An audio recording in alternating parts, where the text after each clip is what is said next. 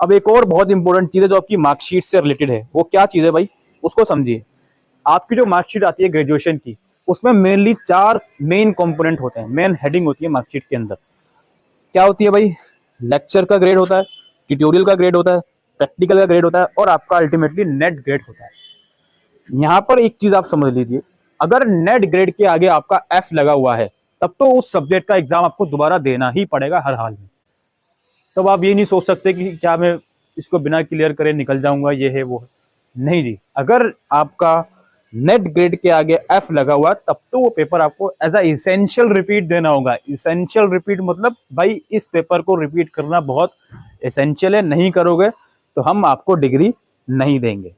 अब कुछ और स्पेसिफिक कंडीशन है, वो मैं एक बार डिस्कस करता हूं।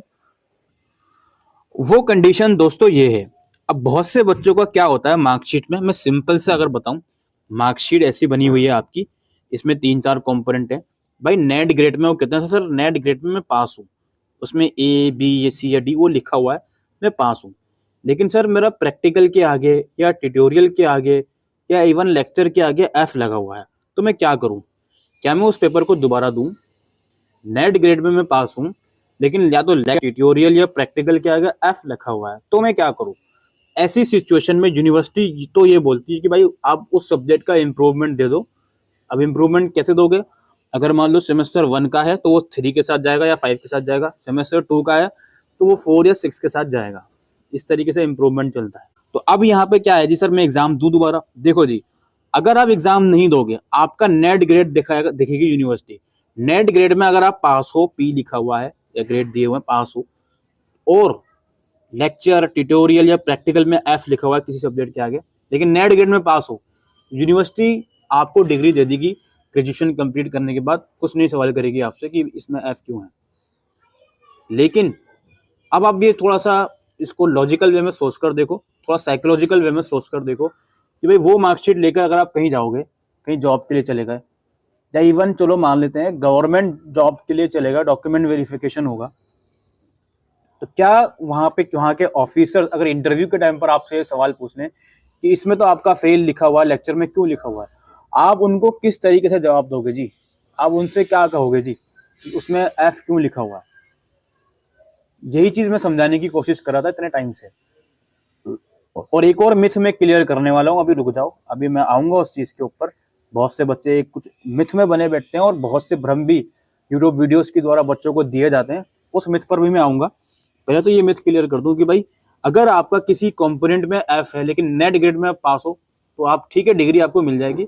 लेकिन साइकोलॉजिकली जब आप मार्कशीट देखोगे अपनी, तो उसमें एफ वाला जो धब्बा होगा वो आपको कैसा लगेगा, ये आपका जवाब आपके पास है। तो अब आपको इंप्रूवमेंट देना है उसका या नहीं देना, वो आपको जवाब मिल गया होगा। यहाँ लिखा हुआ है कि भाई किस कंडीशन में क्या होगा, वो आप पढ़ लीजिए।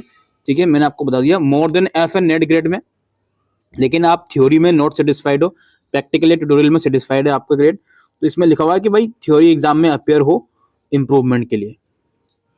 ठीक है, अगेन नॉट सेटिस्फाइड आईए मार्क्स, तो इसमें लिखा हुआ है अपियर हो एंड थ्योरी एग्जाम में इंप्रूवमेंट के लिए। अगेन नॉट सेटिस्फाइड हो और इसमें सेटिस्फाइड हो, तो अगेन लिखा हुआ है कि भाई अपियर हो और आईए में भी अपियर हो, इंटरनल असेसमेंट में भी अपियर हो दोबारा से, इसमें लिखा हुआ है जी।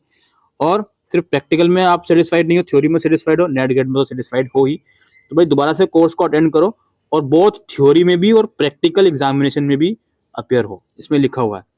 हालांकि ये बच्चा थ्योरी में पास है, लेकिन उन्हें सजेशन यूनिवर्सिटी ने ये दे रखी है कि आप थ्योरी और प्रैक्टिकल का एग्जाम दोबारा दीजिए।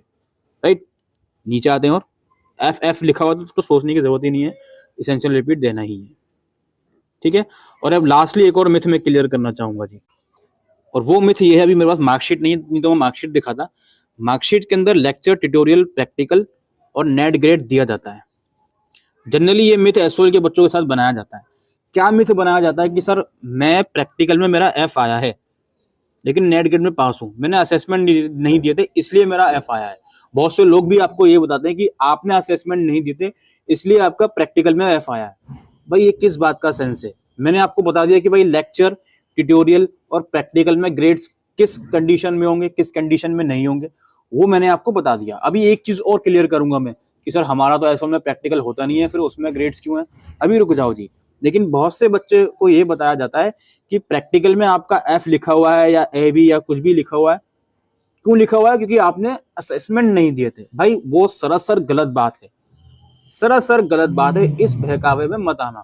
ये बात हमको बिल्कुल भी नहीं पता है कि एब्सेंट अगर हम असेसमेंट में होते हैं तो उसका इम्पैक्ट क्या वो लेक्चर की कैटेगरी में डालेंगे या प्रैक्टिकल की कैटेगरी में डालेंगे। एसओएल के लिए रेगुलर के तो साफ क्लियर कट चीज है भाई। इंटरनल असेसमेंट में अगर आप रेगुलर में एब्सेंट होते हो तो वो तो लेक्चर की कैटेगरी में डालेंगे, या कंटिन्यूअस असेसमेंट में एब्सेंट होते हो तो वो ट्यूटोरियल की उसमें डालेंगे, या प्रैक्टिकल में तो खैर इंटरनल असेसमेंट का केस नहीं होता, सारा इंटरनल उसमें एग्जाम होता है, वाइवा या रिटन एग्जाम।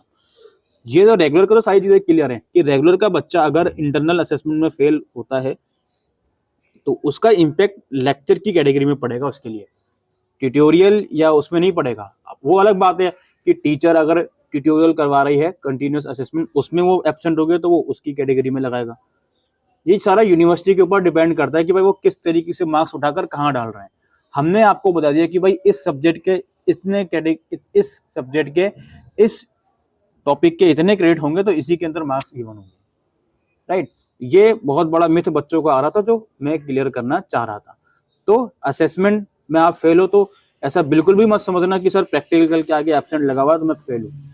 उन लोगों से ये सवाल करो कि भाई फिर कुछ सब्जेक्ट्स के आगे प्रैक्टिकल के आगे खाली ब्लैंक है, हमने उसका असेसमेंट भी दिया था, तो वो ब्लैंक क्यों है? वो ब्लैंक इसलिए है क्योंकि उस सब्जेक्ट का प्रैक्टिकल का कॉम्पोनेंट ही नहीं होता, जनरली डिसिप्लिन वाले सब्जेक्ट का होता है ऐसा। तो ये सारी चीजें हैं दोस्तों, ये सारे मिथ्स वगैरह थे एनईपी स्ट्रक्चर के जो मैंने आपको एक्सप्लेन करे। आई होप दोस्तों आपको ये जानकारी यूजफुल लगी हो, तो वीडियो को शेयर कीजिएगा।